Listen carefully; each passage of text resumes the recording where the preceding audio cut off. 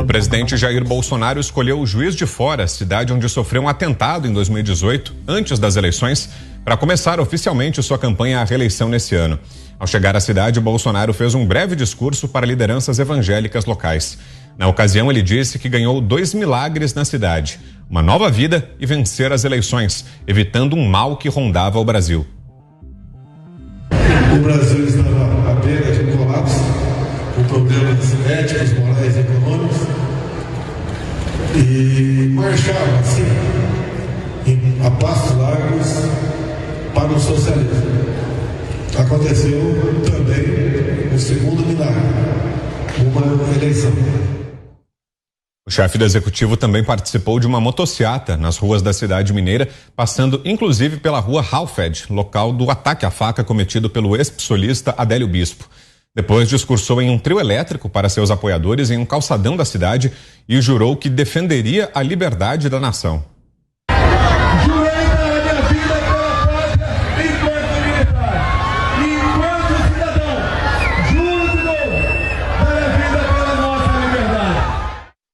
Por fim, Jair Bolsonaro ainda cumprimentou apoiadores presentes no evento.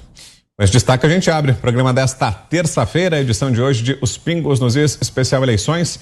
Indo direto a Brasília, José Maria Trindade. Agora é pra valer, né, Zé? Campanhas nas ruas, comícios, essas cenas que vimos hoje aí do presidente Bolsonaro em Juiz de Fora vão se tornar a rotina nos próximos dias, né, Zé? Boa noite. É o pontapé inicial, né? É assim mesmo. Muito boa noite, meu caro Vitor. Boa noite, compadre Augusto. Muito boa noite, Filsa. Boa noite, Ana. E boa noite a Diogo. Olha, e boa noite a você que nos acompanha sempre aqui nos Pingos nos Is. Olha, é muito importante esta fala do presidente Jair Bolsonaro numa cidade em que quase ele perdeu a vida exatamente numa campanha eleitoral, ou seja, ele poderia ficar quieto em casa, uma eleição tranquila para senador ou para deputado federal, mas não, decidiu correr esse risco e é assim mesmo a vida, a gente tem que ir à luta, né? Eu queria destacar aí, primeiro, a fala do presidente Jair Bolsonaro, que a partir de agora se considera mineiro. E foi muito aplaudido, né? Porque ele considera que renasceu em Minas Gerais, exatamente na Santa Casa, né? Onde ele elogia.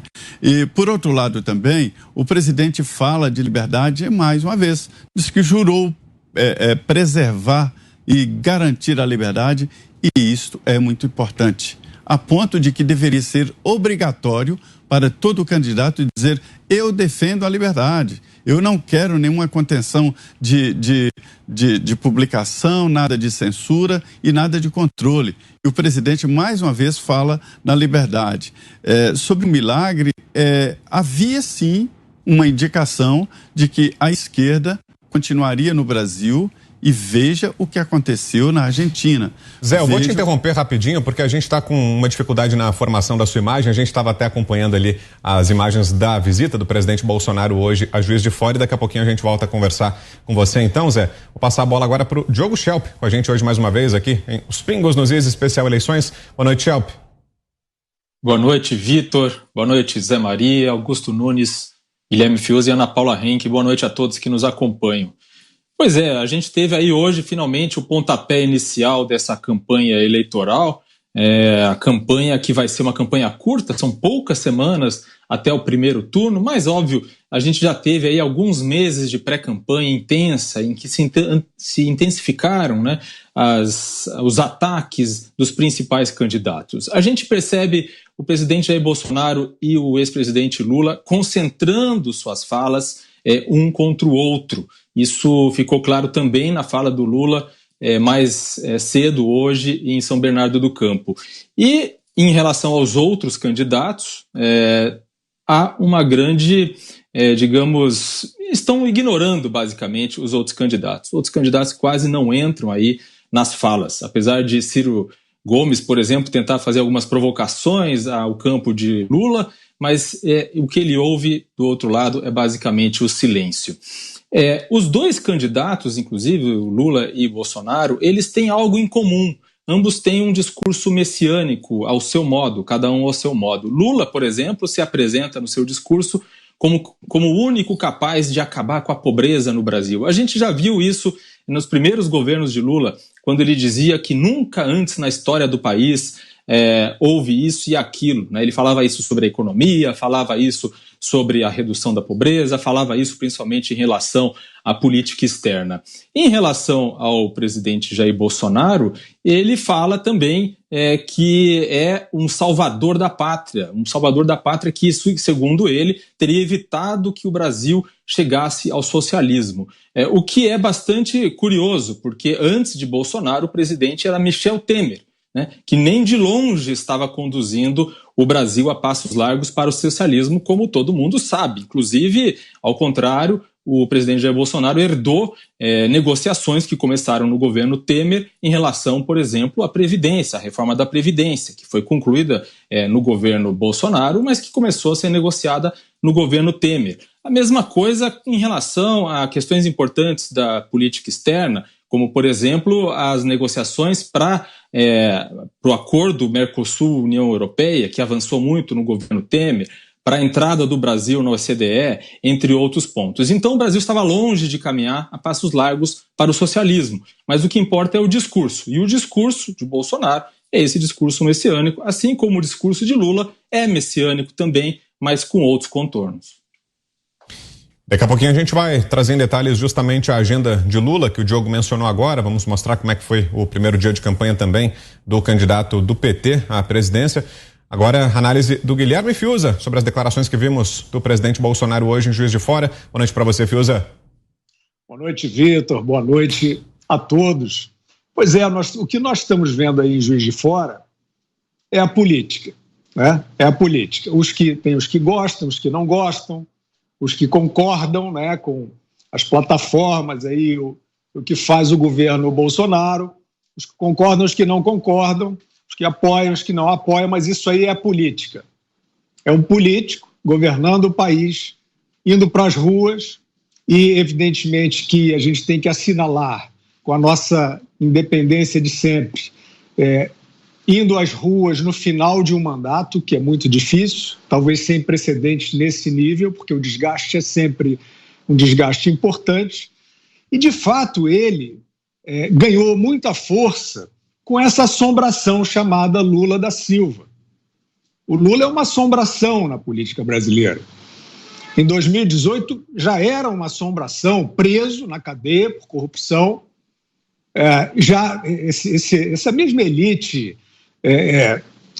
podre, né? Essa elite que apodreceu, essa elite anacrônica, egoísta, tentando construir um Lula, né, como um homem da saída humanitária, da saída democrática, e depois do Petrolão e do Mensalão. Aquilo já era um vexame, já era uma assombração, e evidentemente que o oponente do Bolsonaro em 2018, que era o Fernando Haddad, foi ungido dentro da cadeia.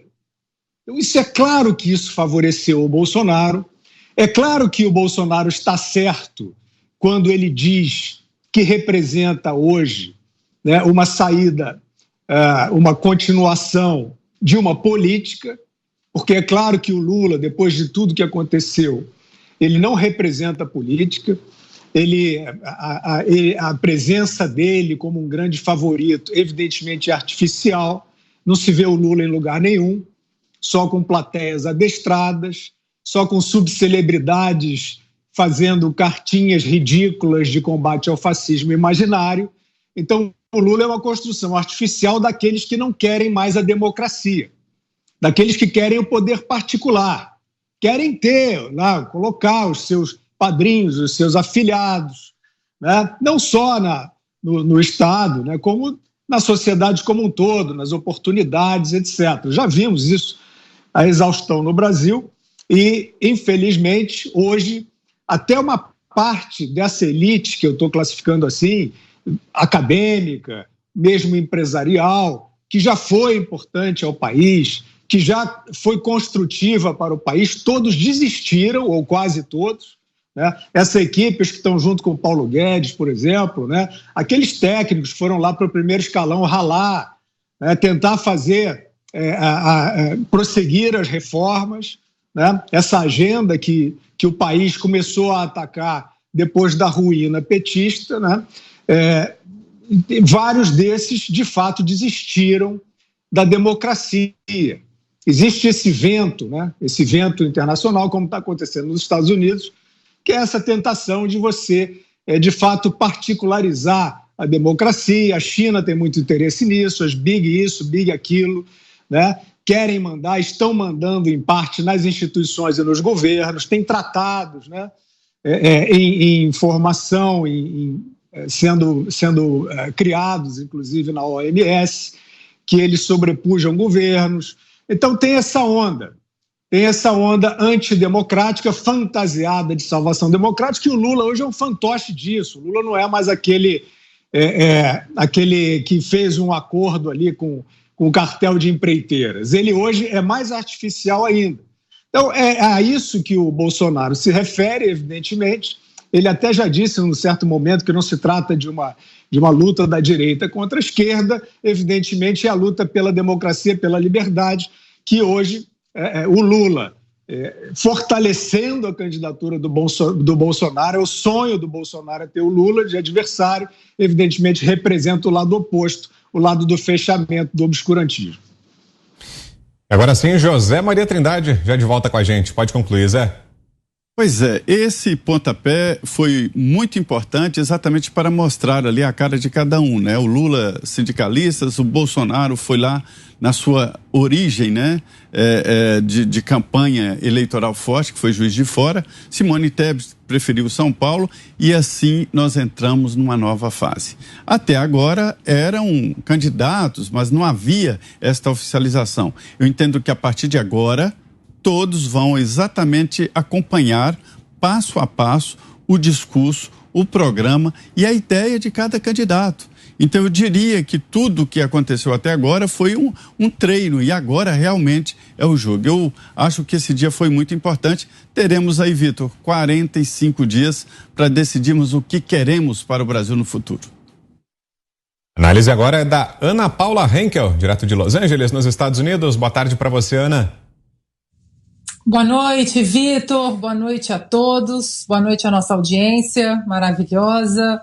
Bom, Vitor, agora é hora do eleitor perguntar, né? Diante de todo esse cenário, mise-en-scène, como o Fiuza colocou, né? Todos os pontos e eventos políticos que fazem parte, né, dessas cenas todas aí, agora o eleitor precisa perguntar: e sua plataforma de governo? Precisamos agora ser pragmáticos. O que o senhor defende?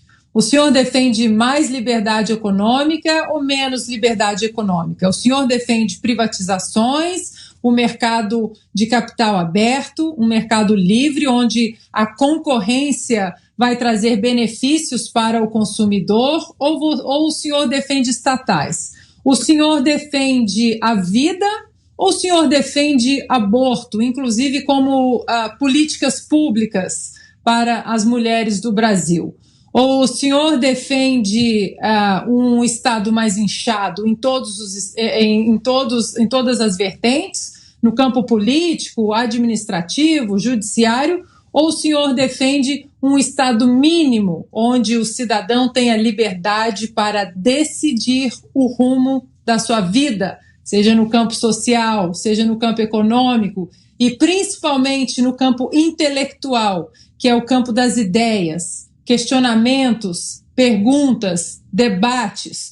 O senhor defende debates ou o senhor defende a regulação da mídia? É isso agora que o eleitor precisa perguntar. As paixões políticas fazem parte de todo o contexto e de todo o cenário, né? E isso é política. E, infelizmente, dentro desse contexto, o que também virou política foi como um candidato está aí no caminho das eleições de uma maneira política, né? Solto por um tribunal que deveria ser constitucional apenas e que virou um tribunal ativista, um tribunal político e que soltou de maneira militante o seu político de estimação, o Luiz Inácio Lula da Silva. Agora é hora do brasileiro ser pragmático, colocar os pingos nos is, colocar exatamente as listas, uma do lado da outra, nas plataformas de governo e decidir e ver aí com clareza quem coloca mais liberdade e autonomia e responsabilidade para o cidadão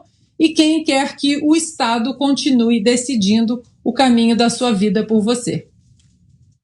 E a opinião agora é de Augusto Nunes. Boa noite, Augusto. Boa noite, Vitor. Boa noite a todos. Boa noite a você que nos acompanha. O presidente Bolsonaro livrou, sim, o Brasil de uma ameaça, tem livrado o Brasil da ameaça representada pelo Lula e por suas, digamos assim, ideias. É porque o presidente Temer não teve nem tempo de começar a esvaziar as estatais, né, o Estado, de funcionários inúteis, nomeados pelo Lula, porque o programa social que mais deu certo no Brasil foi o programa Desemprego Zero para a Companheirada. Repito, eu nunca vi nenhum ativista do PT desempregado durante os 13 anos de governo de Lula e Dilma. O Lula, né? A Dilma foi um poste que ele colocou ali para guardar o lugar dele. Ela acabou ficando mais um tempo até ser defenestrada aí pelas irregularidades que cometeu e porque não tinha mais sustentação política. Foi tanto o aparelhamento que vai do Supremo à FUNAI. O Supremo foram nomeados 7 ministros, maioria absoluta, e todos os outros órgãos de Estado. É difícil você limpar em pouco tempo, assim, você demora anos para limpar um aparelhamento que mobilizou mais de 50 mil pessoas. É difícil. Agora, o presidente Bolsonaro está fazendo manifestações até na cidade em que ele sofreu atentado. E o Lula, por motivos de segurança, né, o que ele alega, não vai nem à casa do vizinho. Ali, não vai ao Instituto Lula. Ele fica visitando aí companheiros, só fala para plateias domesticadas. O presidente Bolsonaro tem mostrado, inclusive, coragem. Tá aí, voltou a Juiz de Fora, fez uma grande manifestação e mostrou o que todo líder tem de ter, né? Coragem.